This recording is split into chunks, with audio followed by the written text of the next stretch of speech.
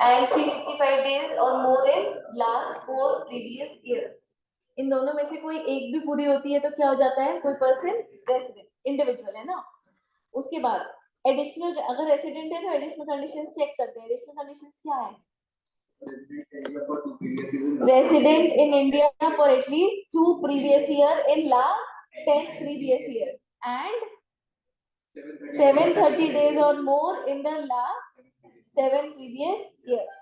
ये दोनों condition satisfy होती हैं तो वो क्या हो जाता है, आर ओ आर, ठीक है। और अगर एक भी, दोनों में से कोई एक भी सेटिस्फाई अगर नहीं हुई तो हम क्या बोल देंगे, R but N O R, ठीक है। अब 3 एक्सेप्शन, मतलब एक एक 2 पार्ट्स है और सेकंड वाला, तो 3 एक्सेप्शंस है ना, कि जिसमें अपन क्या चेक करेंगे, सिर्फ फर्स्ट बेसिक कंडीशन क्या है, Indian citizen living India for employment purpose during previous year. Second, Indian citizen living India as a crew member in Indian ship of Indian ship, ठीक है, during previous year.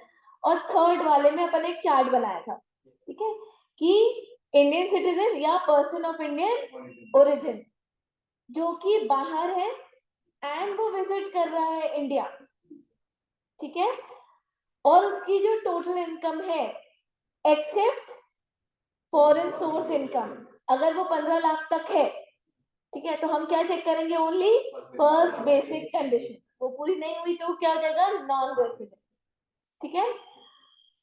Income 15 lakh से ऊपर है तो हम दोनों कंडीशन, बेसिक कंडीशन चेक करेंगे, और सेकंड बेसिक कंडीशन में 60 डेज की जगह क्या कर देंगे, 120 डेज। अच्छा, अगर उसने फर्स्ट कंडीशन पूरी करी तो एडिशनल कंडीशन चेक करेंगे, बट अगर उसने फर्स्ट कंडीशन पूरी नहीं करी, सिर्फ सेकंड कंडीशन पूरी करी, हम सीधे क्या बोल देंगे उसको, R but N O R, ठीक है। यहाँ तक डन, याद हो गया है ना।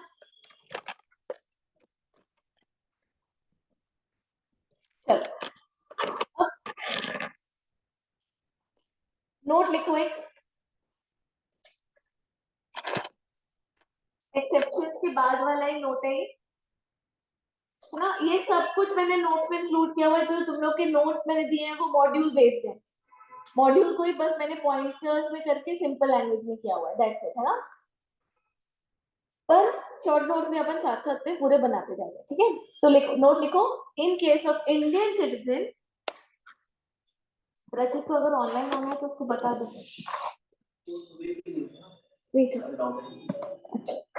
इन case of Indian citizen being a crew member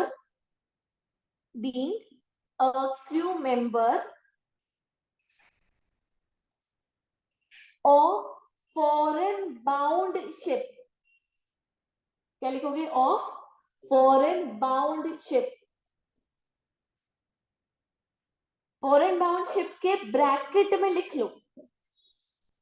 foreign bound ship का मतलब है जो शिप इंडिया से बाहर जा रही हो, ठीक है, इंडिया लीव कर रही हो और वो किसी फॉरेन कंट्री के लिए निकल रही हो, फॉरेन कंट्री में जा रही हो, समझ में आया, तो ऐसे लिख लो, जो इंडिया से बाहर जा रही है, ठीक है।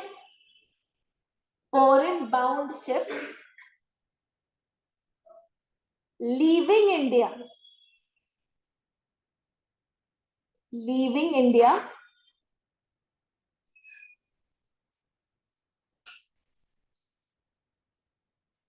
क्या लिखा, in case of Indian citizen being a crew member of foreign bound ship leaving India, comma करो, for calculation of number of days, for calculation of number of days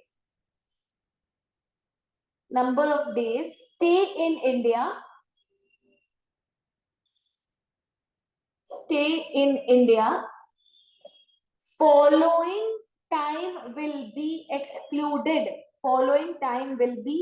excluded, ठीक है। नेक्स्ट लाइन में लिखना,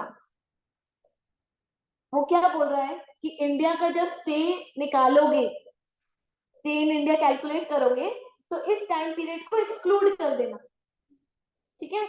क्या time period को exclude करना है, लिखो नेक्स्ट लाइन में, फ्रॉम द डेट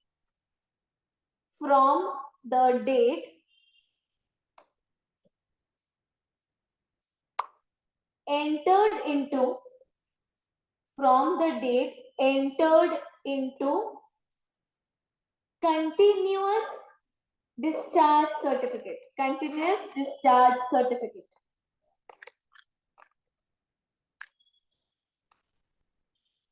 मैं तुम लोग को यहाँ पे भी दिखा देती हूँ एक ये देखो नोट्स में, कंटिन्यूस डिस्चार्ज सर्टिफिकेट ब्रैकेट में CDC,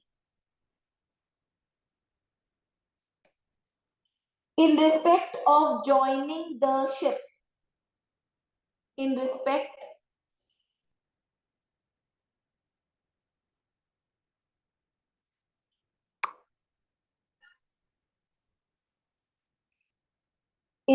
of joining the ship, ठीक है ना। नेक्स्ट लाइन में लिखो एंड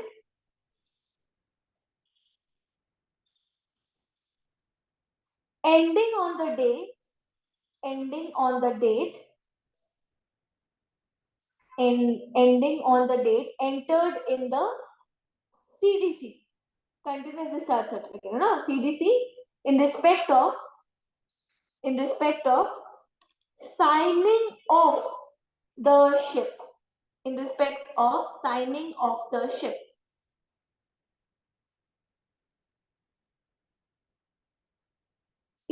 CDC एक डॉक्यूमेंट होता है बेटा, आइडेंटिटी डॉक्यूमेंट, जो एक्चुअली रिकॉर्ड करता है टाइम पीरियड की किस दिन से किस दिन तक वो क्रू मेंबर शिप में रहा। समझ में आया?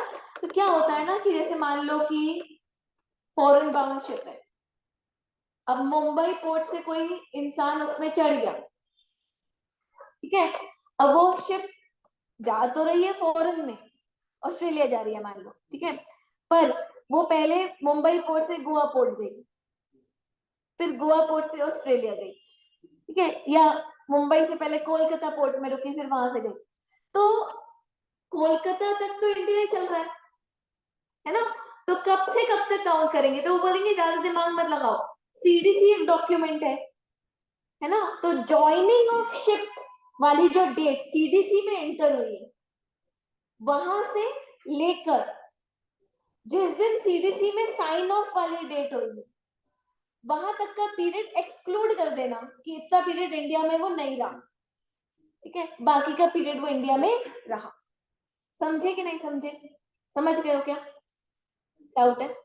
एग्जाम्पल करें है ना, पहले ये वाला एग्जाम्पल देखो, फिर मैं तुम लोग को एक क्वेश्चन बताती हूँ, मैंने क्वेश्चन भी डाला हुआ है। हाँ, ये वाला एग्जाम्पल देखो, नोट्स में इंक्लूड किया हुआ है वाला एग्जाम्पल मैंने।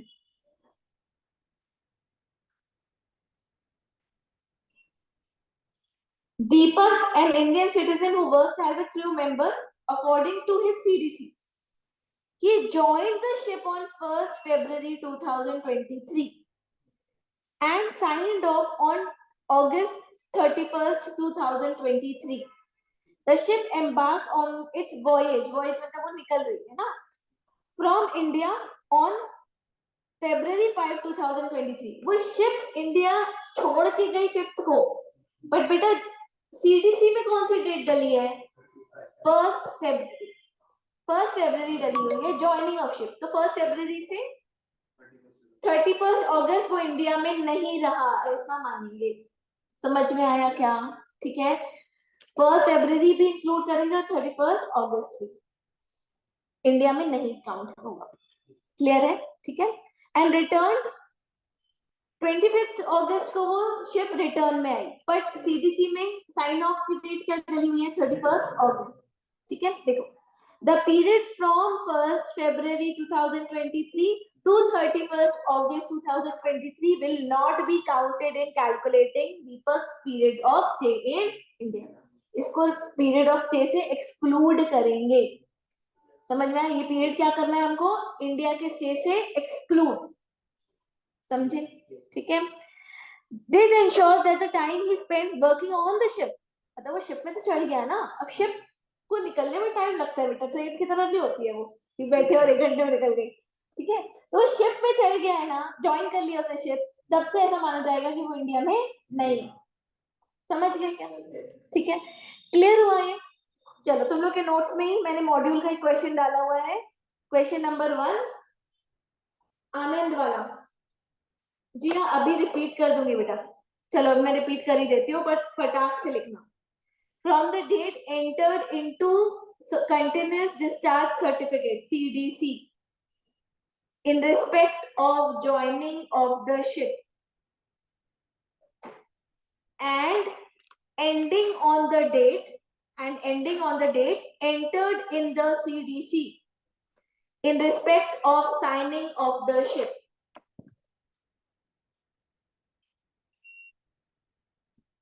चलो देखो, बहुत सिंपल क्वेश्चन है, ठीक है।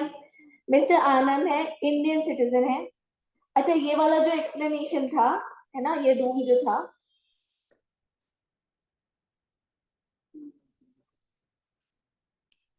कहाँ से चालू हुआ? यहाँ से, ये नोट्स में है पूरा। हाँ, ये सिर्फ इंडियन सिटीजन के लिए लगेगा, ठीक है।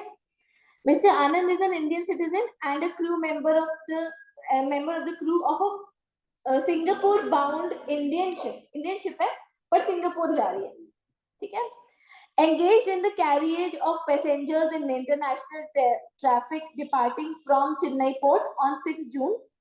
From the following details of previous year 23-24, determine the residential status of Mr. Anand. अब देखो, Mr. Anand, Indian citizen, leaving India as a crew member in the Indian ship. ये कौन सी बेसिक कंडीशन चेक होगी? सिर्फ first basic condition check करेंगे। अगर वो fulfil हुई तो रेसिडेंट, नहीं हुई तो नॉन रेसिडेंट, ठीक है। अब उसको कैलकुलेट करने के लिए हमको CDC के हिसाब से डेट्स लेनी पड़ेगी, ठीक है। देखो क्या लिखा हुआ है, assuming that his stay in India in the last 4 previous years is 400 days। पर बेटा 400 डेज का क्या करोगे? सेकंड बेसिक कंडीशन चेक करते हैं क्या? सेकंड बेसिक कंडीशन हम ना, अगर इंडियन सिटीजन है, क्रू मेंबर है, living India in the Indian ship, तो हम सेकंड बेसिक कंडीशन देखते ही सिर्फ कौन सी कंडीशन देखेंगे? कौन सी है वो? 182 डेज और in the previous year, that's it, सिर्फ इतना देखना है, ठीक है। चलो, date entered in the CDC in respect of joining the ship 6 June and date entered in the CDC in respect of signing of the ship 9th December। तो 6 जून से 9 दिसंबर वो इंडिया के बाहर रहा। सिंपल, एक साल में कितने दिन होते हैं? हाँ, पर ये तो लीप ईयर है, जो 2023-24 ना, तो 24 लीप ईयर है, तो 366। उसमें से ये वाला जो टाइम पीरियड है 6 जून से 9 दिसंबर वाला, इसको एक्सक्लूड कर देंगे तो पता चल जाएगा कितने दिन इंडिया में था, ठीक है। करो कैलकुलेट, तुम लोग पहले करो फिर मैं करती हूँ।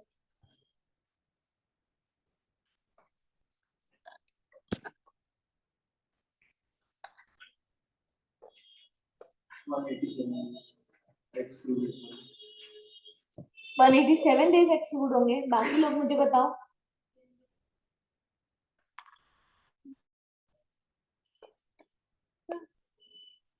जून में 30 दिन होते हैं, 30 में से 5 माइनस कर दो क्योंकि 6 को वो शिप पे चढ़ गया था, तो कितना हुआ? 25 डेज ऑफ जून, ठीक है। जुलाई, अगस्त, सितंबर, सितंबर में 30 लिखा मैंने, ठीक है। ये अक्टूबर, है ना, नवंबर, और 9 दिन दिसंबर के भी वो शिप में था क्योंकि 9 दिसंबर को उसने साइन ऑफ किया, तो 9 दिसंबर को भी आउटसाइड इंडिया है ना, तो 9, तो कितने दिन हुए? 187 डेज वो इंडिया के बाहर माना जाएगा। तो बेटा 366 डेज में से 187 तो वो बाहर था, तो कितना वो इंडिया में था? 179 डेज, तो 182 डेज से कम, ठीक है।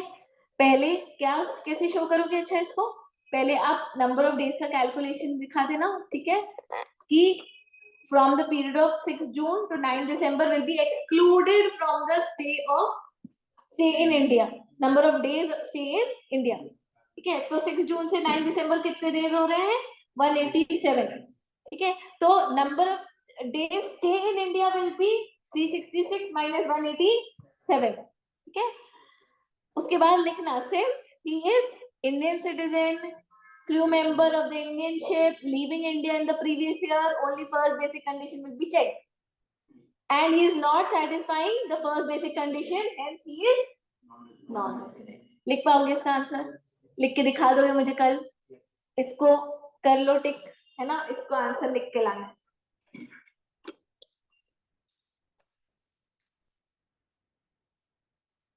आंसर की शुरुआत में लिख सकते हैं कि he is not a resident.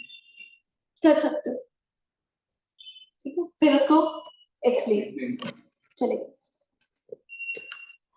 अभी तो तुम लोगों ने पहले कैलकुलेट कर लिया ना, पर एग्जाम में तो तुम साथ साथ ही कैलकुलेट करोगे और तुम्हारा कैलकुलेशन के साथ साथ ही तुम्हारा कंफ्यूजन बन रहा होगा दिमाग में। हाँ हाँ चलेगा चलेगा, वैसे चलेगा, ठीक है। अच्छा, दो ये जो अपन ने ब्रेटली कर लिया है, मिस्टर बी कर लिया है, ये 4th और 5th भी स्टडी मटेरियल के ही क्वेश्चन है, ठीक है। पीछे जो क्वेश्चन दिए होते हैं उसके हैं।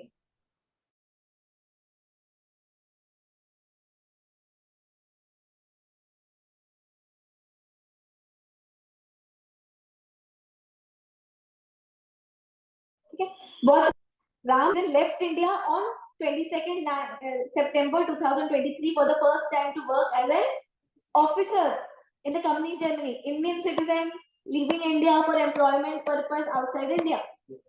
ठीक है, सिर्फ first basic condition will be checked. First basic condition check करना, अगर 182 इयर्स हो रहा है तो रेसिडेंट होगा, है ना? और नहीं तो नॉन रेसिडेंट। क्लियर है? चलो, इसके बाद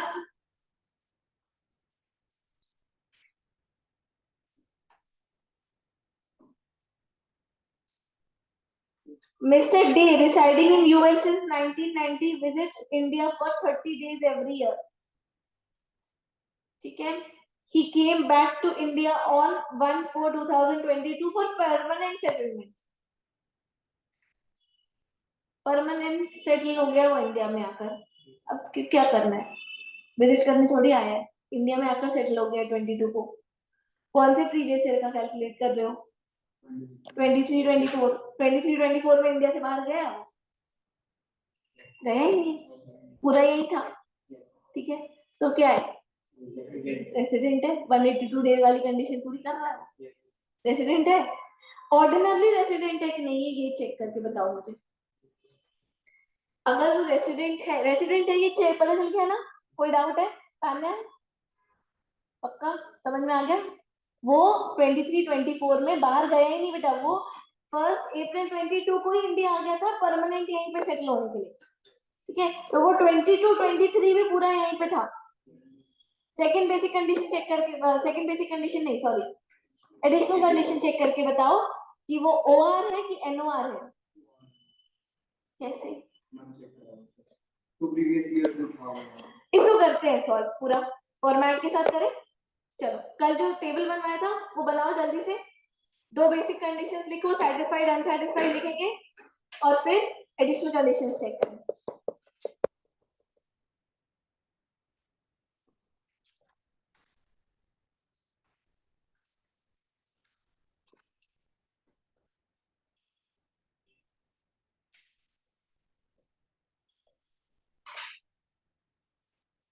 रेजिडेंशियल स्टेटस की ये कौन सी क्लास है? थर्ड ही क्लास है ना?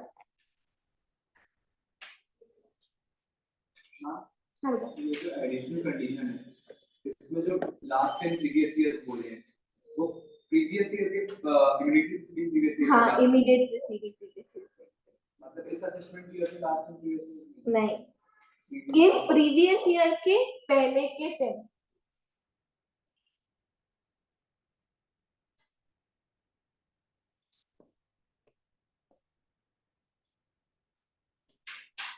ये वाला टेबल बनाना है, ठीक है।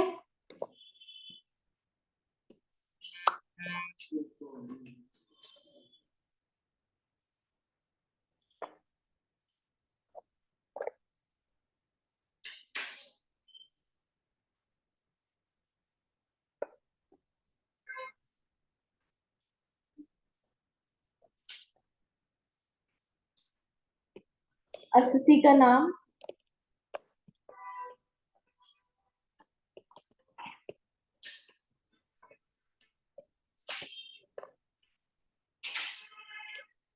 Mister day.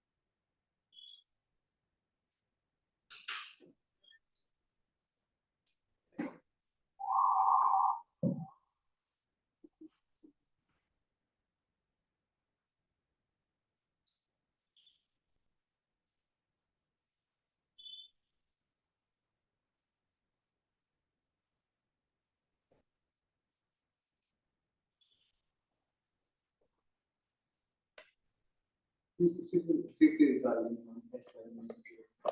366 डेज रहा, सेटिस्फाइड है ना।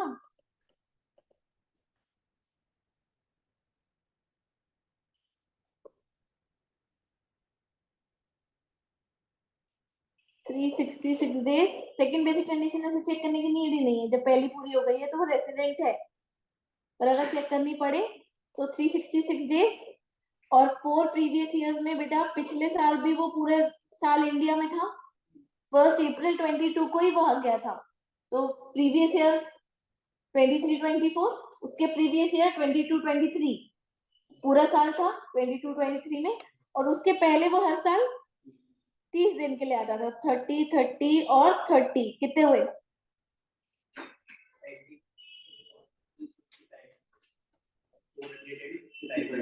455, ये भी सेटिस्फाइड।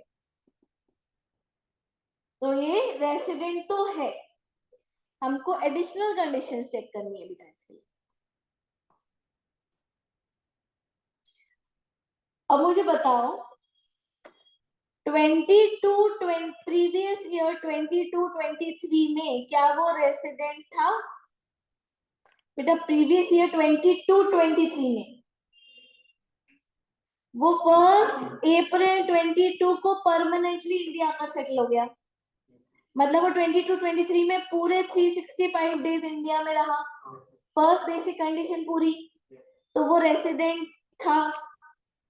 ठीक है, प्रीवियस ईयर 21-22 में वो रेसिडेंट था क्या? वो सिर्फ 30 दिन के लिए इंडिया आता था, राइट? तो बेटा 30 दिन में तो ना पहली बेसिक कंडीशन पूरी होगी ना दूसरी, क्योंकि दूसरे के लिए भी 60 दिन तो कम से कम चाहिए प्रीवियस ईयर में, तो वो नॉन रेसिडेंट था। उसके पहले पूरा 1990 तक चले जाओ वो नॉन रेसिडेंट ही था, तो 10 में से 2 साल तो हुए ही नहीं, नो लिख दिया हमने यहाँ पे।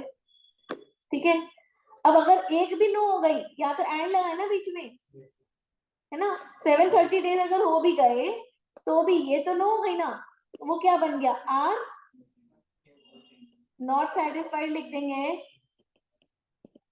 तो वो क्या बन गया? R but NOR। समझ गए क्या? ठीक है, 7 प्रीवियस ईयर्स में भी देख लो कितने दिन थे वो, हाँ 30 into 6 प्लस 365 डेज, 555 हो रहे, ये भी सेटिस्फाई नहीं हो रही।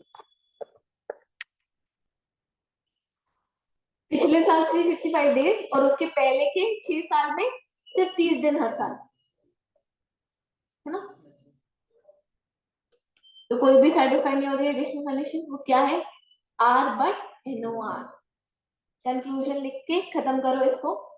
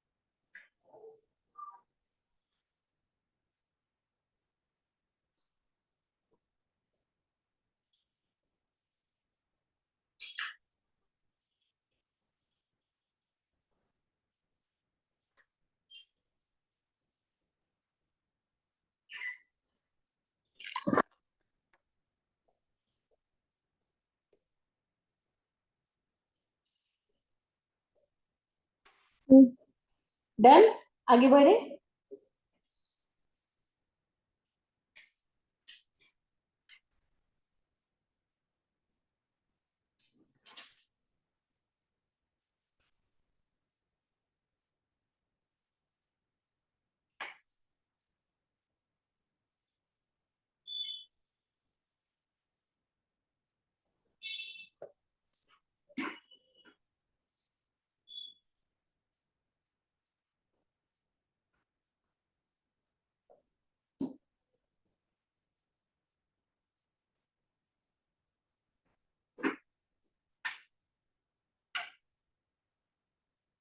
कितना बड़ा कंफ्यूजन लिख रहे हो तुम लोग, जल्दी फिनिश करो, आगे का प्रोविजन डिस्कस करना है।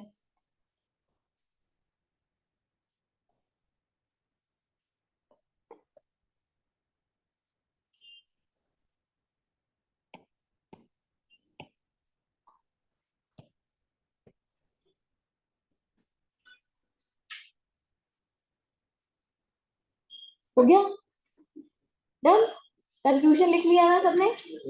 हाँ, क्या हुआ, फैन ऑन करना है। हाँ, चलो, अभी इंडिविजुअल के केस में एक लास्ट पॉइंट बचा हुआ है डिस्कशन के लिए। मैंने कल बताया था तुम लोगों को कि रेसिडेंट नहीं है, ठीक है, पर हम मान ले रहे हैं कि तुम रेसिडेंट हो, डीम्ड रेसिडेंट, ठीक है, पहले समझ लो फिर लिखवा दूंगी, ठीक है। डीम्ड रेसिडेंट सेक्शन है बेटा 6 सबसेक्शन 1A, ठीक है। अब देखो, अगर कोई इंडियन सिटीजन है तो ही हम इसको लगाएंगे, नहीं तो नहीं लगाएंगे। इंडियन सिटीजन, ठीक है, जो किसी और कंट्री में मान लो रह रहा है, इंडिया का रेसिडेंट नहीं, इंडिया में रेसिडेंट नहीं है, इंडिया में रेसिडेंट नहीं है, रेसिडेंट नहीं आया, रेसिडेंट चेक करने के लिए हमने क्या लगाई होगी, बेसिक कंडीशन, बेसिक कंडीशन उसने सेटिस्फाई नहीं करी, ठीक है। किसी और कंट्री में जहां वो रह रहा है वहां उसकी इनकम पे टैक्स नहीं लग रहा है किसी भी कारण से, ठीक है।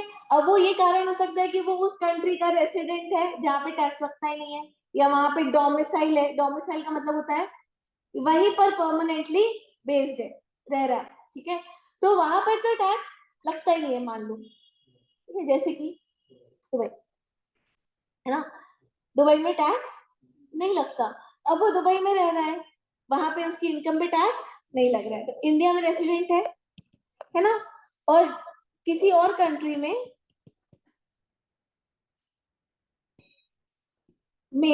उसकी इनकम पे टैक्स नहीं लग रहा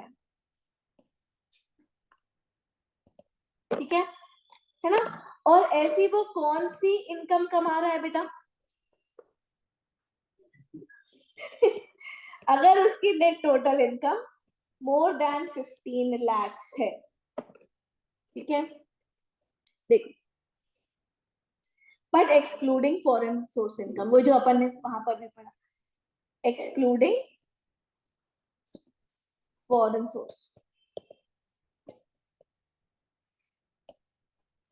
इसका मतलब है वो इंडियन सोर्स से 15 लाख से ज्यादा कमा रहा है ना, हो सकता है उसने इंडिया में कोई इन्वेस्टमेंट करके रखी हो जिससे उसको 15 लाख से ज्यादा मिल रहा है, ठीक है, या वो यहाँ आया हो, उसने थोड़ा बहुत काम किया हो, बट वो बेसिकली बाहर रहता है, ठीक है, जहां पर टैक्स नहीं लगता, और वो इतने कम टाइम के लिए आया कि वो रेसिडेंट भी इंडिया का नहीं बना, पर वो 15 लाख इंडिया से कमा के गया, ठीक है, तो हमारी गवर्नमेंट बोलती है कि चलो हम पकड़ के लाएंगे तुमको वापस, कोई बात नहीं, अगर तुम रेसिडेंट नहीं हो रहे हो तो, पर हमको तो टैक्स लेना है, तो हम टैक्स लेना चाहते हैं, इसलिए हम बोल दे रहे हैं कि तुम क्या हो, तुम रेसिडेंट हो, ठीक है, समझ में आया, वो भाग रहा था कि नहीं नहीं मैं रेसिडेंट नहीं हूँ, रेसिडेंट नहीं हूँ, टैक्स नहीं पे करूंगा, बट गवर्नमेंट उसको खींच कर क्या करके लेकर आ गई टैक्स के अंदर, ठीक है, कि ऐसे कैसे नहीं हो, तो हम बोल दे रहे हैं ना कि हम मान ले रहे हैं कि तुम रेसिडेंट हो, तो हमने मान लिया तो तुम टैक्स भरो,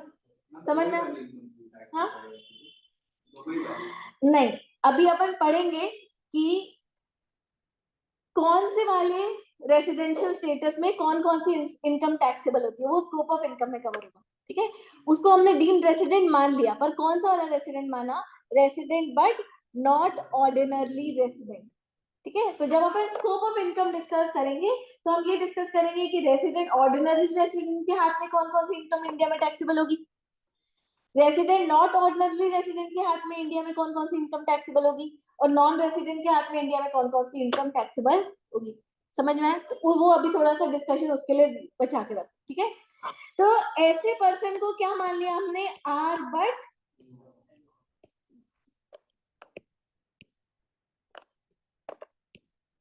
बट NOR। समझ गए क्या? क्लियर है? हाँ, चलो लिखवा दूं इसको।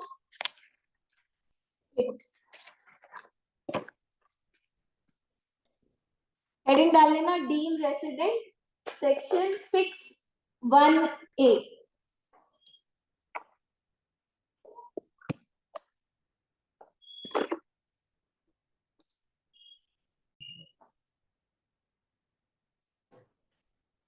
If any individual being Indian citizen not satisfied any basic condition, as per section 6(1), है ना? हाँ, not satisfied any basic condition as per section 6(1), है ना? That is he is non-resident, है ना? लिख लो, that is he is non-resident। non-resident को short में लिखना। ओके, पॉइंटर्स बनाते जाओ। उसके बाद नेक्स्ट लाइन में लिखो, having total income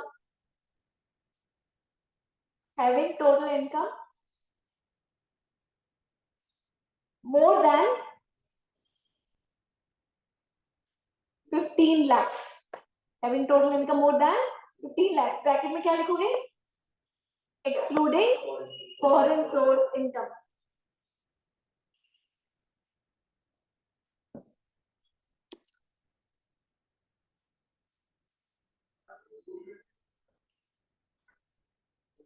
है ना?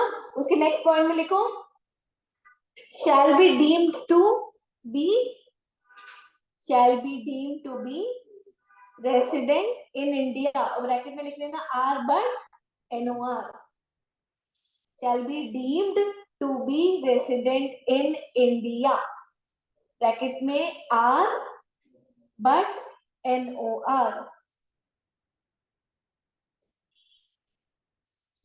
उसके नेक्स्ट लाइन में एक और पॉइंट है,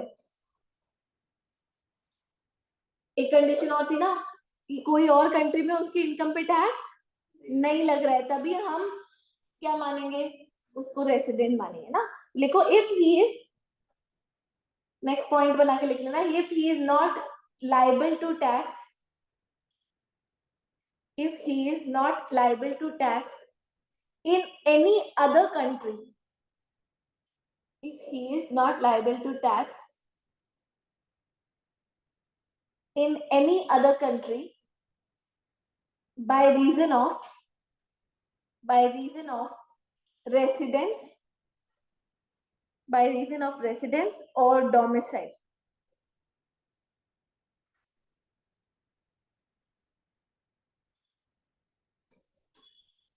ठीक है, क्लियर हो गया ये? देखो, मैंने ये एक एग्जाम्पल भी लिखा हुआ है नोट्स में तुम लोगों के, उसको पढ़ लेते हैं बेटा अपन।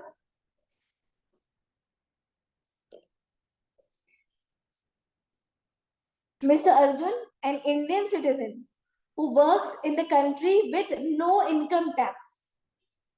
Arjun's total income of the previous year is, इसको चेंज करो, उसकी total income in the previous year है 38 lakhs।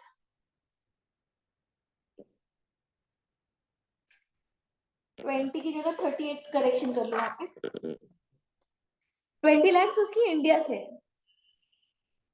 ठीक है, with 18 lakhs earned from job abroad, बाहर से कमाए foreign source income, and 20 lakhs from investment in India.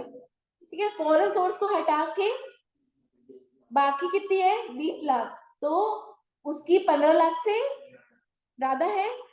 Since Arjun's total income excluding foreign source income exceeds 15 lakhs and he is not liable to tax in the country of his employment due to its no tax policy, he is deemed to be resident in India for tax purpose under section 6(1)(a). Clear है? ठीक है. However, if Arjun was already considered a resident under section 6(1), this specific deemed resident provision would not apply. ठीक है. ये वाला provision सिर्फ और सिर्फ किस पे लगता है? इंडियन सिटीजन पे. स्टे इन इंडिया मैटर नहीं करता बेटा. ठीक है. और लास्ट वाला पॉइंट लिखा हुआ है deemed resident under section 6(1)(a) is always R but NOR. ठीक है. क्लियर है क्या? है ना. चलो इतनी बातें क्लियर हो गई. आगे बढ़े अपन. Residential status of HUF. बेटा एक बहुत अच्छा चार्ट ऑलरेडी बना हुआ है इसमें. ये तुम लोग के मॉड्यूल का एज इट इज चार्ट है. ठीक है. इससे पूरा HUF का रेसिडेंशियल स्टेटस 5 मिनट में रिवाइज कर सकते हो. ठीक है. देखो रेसिडेंशियल स्टेटस ऑफ HUF बहुत ही सिंपल है. HUF का रेसिडेंशियल स्टेटस देखने के लिए हम HUF का कंट्रोल एंड मैनेजमेंट देखते हैं कि वो कहां से हो रहा है. उसको कंट्रोल और मैनेज कहां से बैठ के किया जा रहा है. समझ में आया? अगर कंट्रोल एंड मैनेजमेंट होली या पार्टली इंडिया से है, अगर पूरा का पूरा कंट्रोल मैनेजमेंट कहां से किया जा रहा है? इंडिया से. या पार्टली कहां से किया जा रहा है? इंडिया से. ठीक है. तो हम बोल देंगे रेसिडेंट. हम क्या बोल देंगे? रेसिडेंट. अगर पूरे तरीके से कंट्रोल एंड मैनेजमेंट बाहर है तो क्या बोल देंगे? Non resident. ठीक है. ये बात क्लियर हुई? अगर कंट्रोल मैनेजमेंट होली इंडिया से है या पार्टली भी इंडिया से है तो क्या बोल देंगे? रेसिडेंट. और अगर होली बाहर से है तो क्या बोल देंगे? Non resident. अब अगर रेसिडेंट है तो हम चेक करेंगे ROR और R but NOR. RMOR and R but NOR सिर्फ 2 पर्संस के केस में चेक किया जाता है. एक इंडिविजुअल अपन ने कर लिया, दूसरा HUF. बाकी किसी और पर्सन के केस में हम ये चेक ही नहीं करेंगे. बाकी सारे पर्सन या तो रेसिडेंट होंगे या नॉन रेसिडेंट होंगे, बस. That's it. ठीक है. HUF के केस में R बट NOR चेक करना है, मतलब वो एडिशनल कंडीशन चेक करनी है. ठीक है. एडिशनल कंडीशन के लिए हम देखेंगे कर्ता को. HUF का कर्ता है ना. 2 एडिशनल कंडीशंस याद है ना? कौन सी है? 2 प्रीवियस ईयर में resident in last 10 previous year. तो ये किसके रिस्पेक्ट में देखना है? कर्ता के रिस्पेक्ट में देखना है. कर्ता अगर रेसिडेंट है in at least 2 previous year out of 10 previous years, last 10 previous years, and कर्ता अगर स्टे इन इंडिया है 730 days और more in the last 7 previous years. ठीक है. तो फिर HUF कर्ता के पॉइंट ऑफ व्यू से देखा है, बट HUF क्या हो जाएगा? R and OR. और अगर कर्ता ने एक दोनों कंडीशन या दोनों में से कोई भी एक कंडीशन फुलफिल नहीं करी तो क्या हो जाएगा?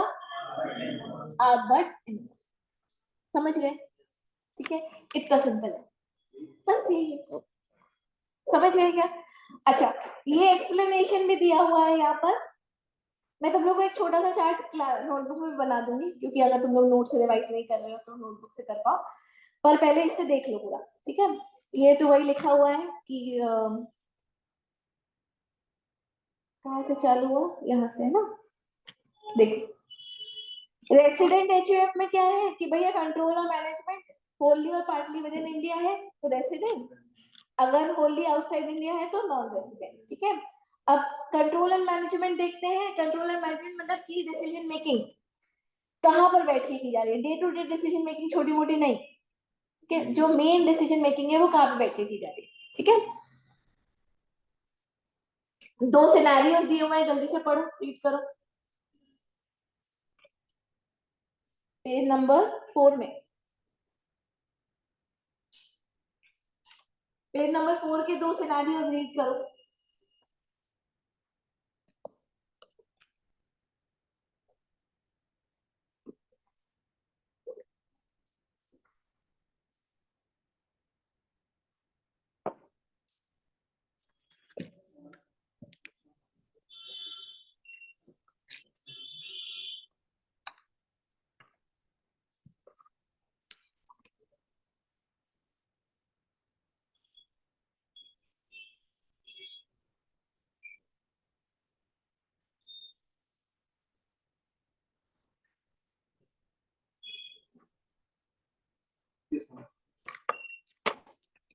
Yes, clear.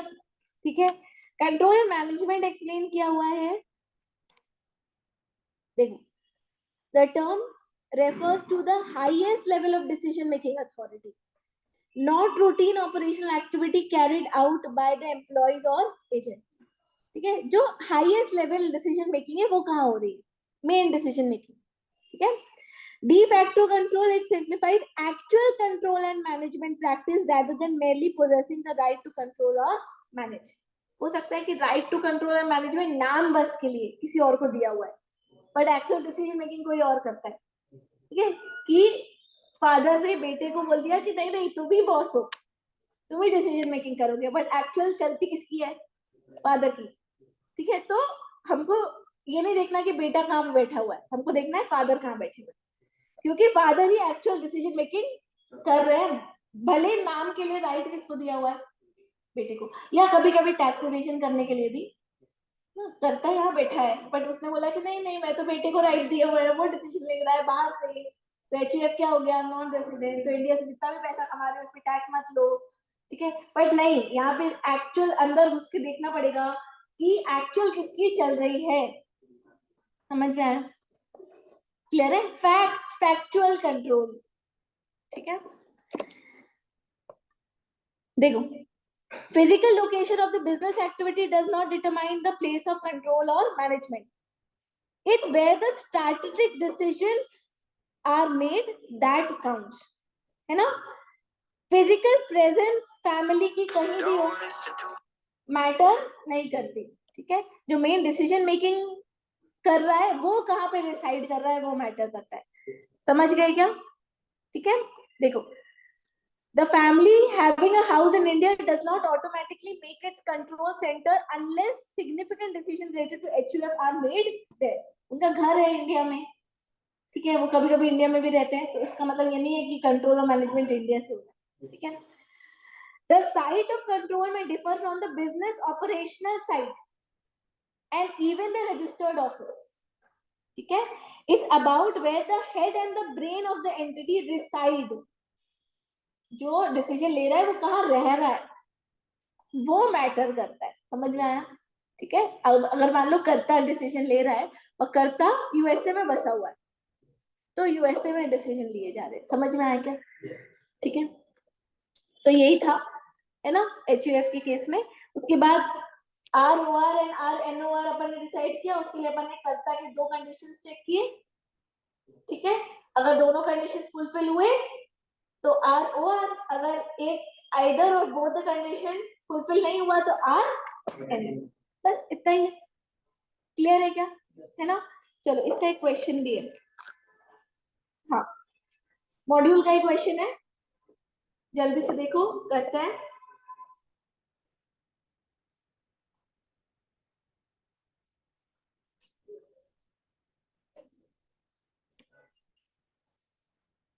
The business of HUF is transacted from Australia and all the policy decisions are taken there. Mr. E, the Karta of HUF, who was born in Kolkata, visits India during the previous year 23-24 for 15 years. After 15 years, he comes to India on 1/4/2023 and leaves for Australia on 1/12/2023. Determine residential status. बताओ.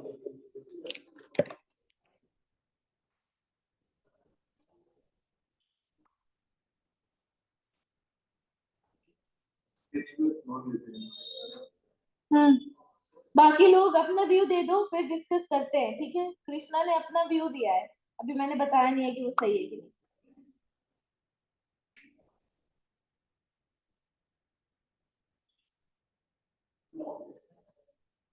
Non resident है।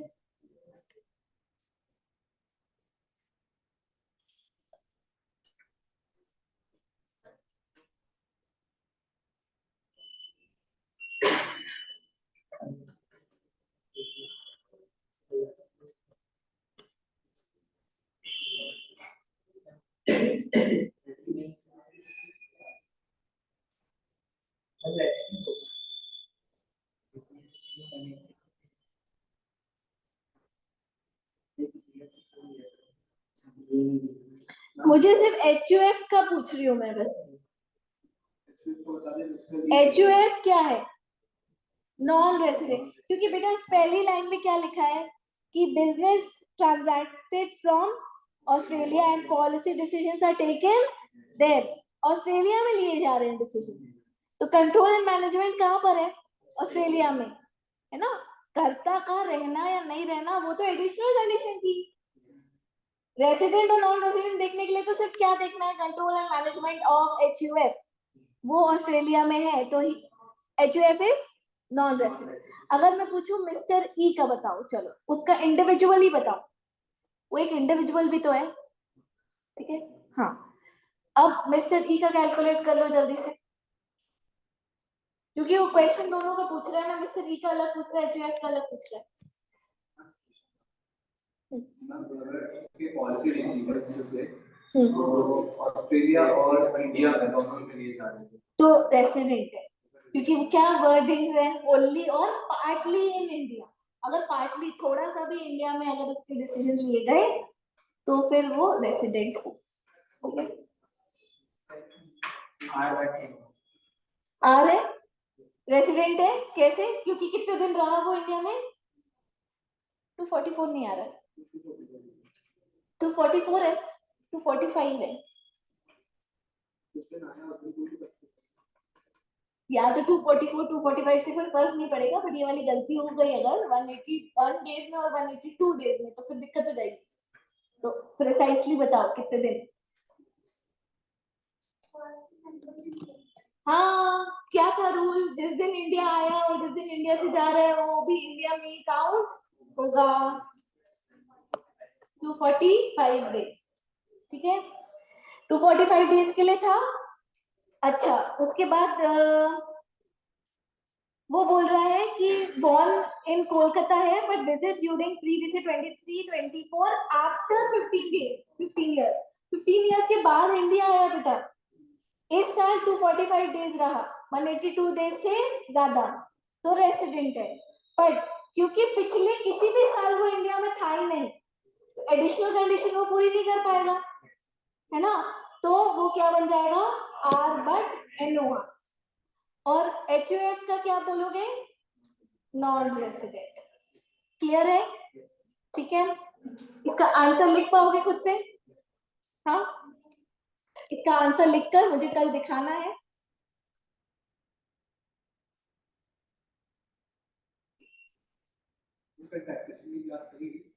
कल नहीं है बेटा, Monday को लगेगी।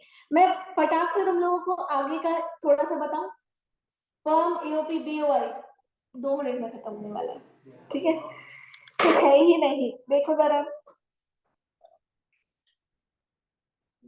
है ना।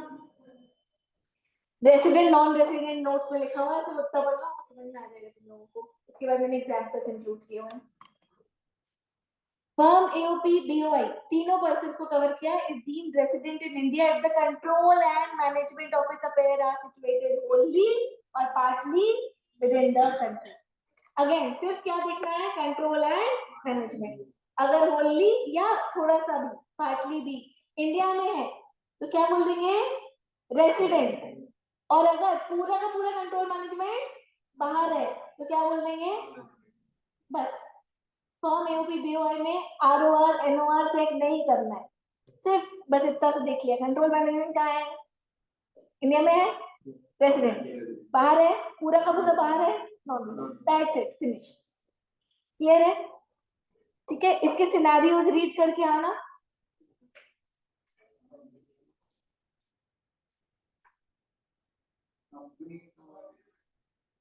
कंपनी का बताती हूँ, पहले लोकल अथॉरिटी और आर्टिफिशियल जुडिशियल पर्सन बता दूँ, ठीक है।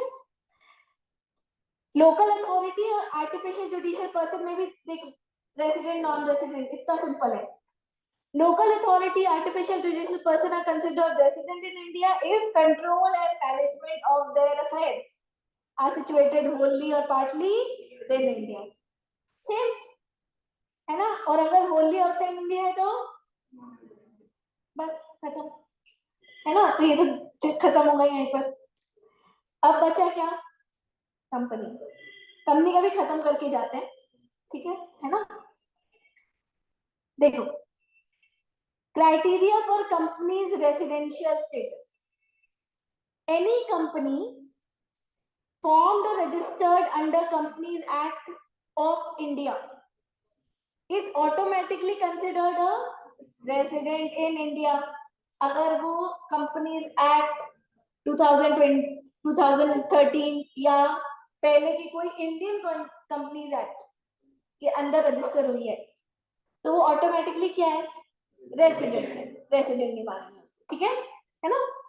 अच्छा, फॉरेन कंपनी के लिए हम देखते हैं प्लेस ऑफ इफेक्टिव मैनेजमेंट।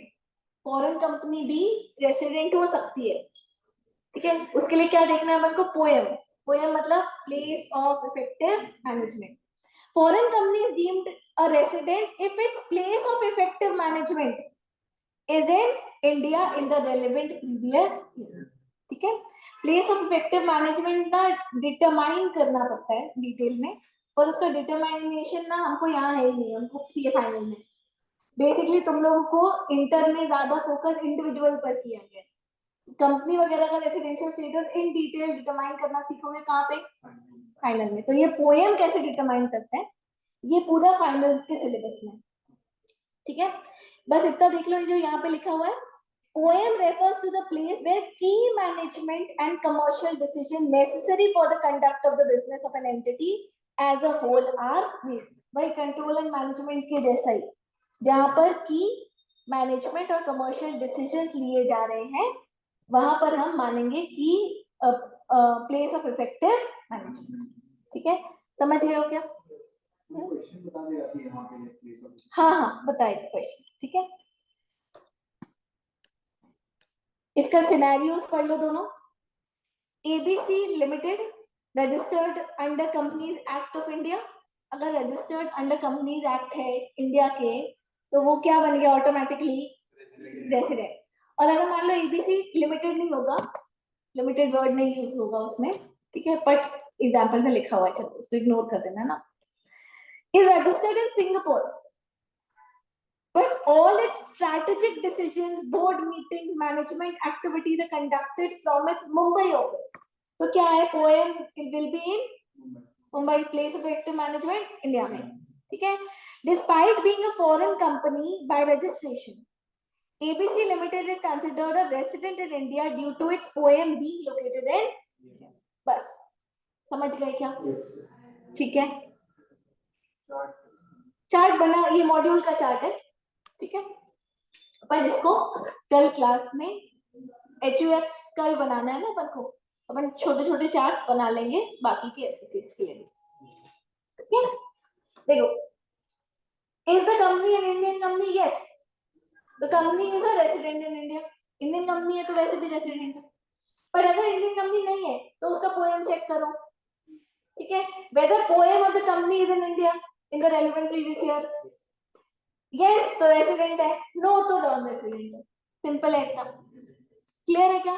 अपन ने सारे पर्संस का रेसिडेंशियल स्टेटस डिस्कस कर लिया है, ठीक है। अब कल से अपन स्टार्ट, मंडे से अपन स्टार्ट करेंगे scope of income. Scope of income में अपन डिसाइड करेंगे रेसिडेंट के हाथ में कौन सी इनकम इंडिया में टैक्सेबल होगी, आर बट NOR के हाथ में इंडिया में कौन सी टैक्सेबल होगी, और नॉन रेसिडेंट के हाथ में इंडिया में कौन सी इनकम टैक्सेबल, ठीक है।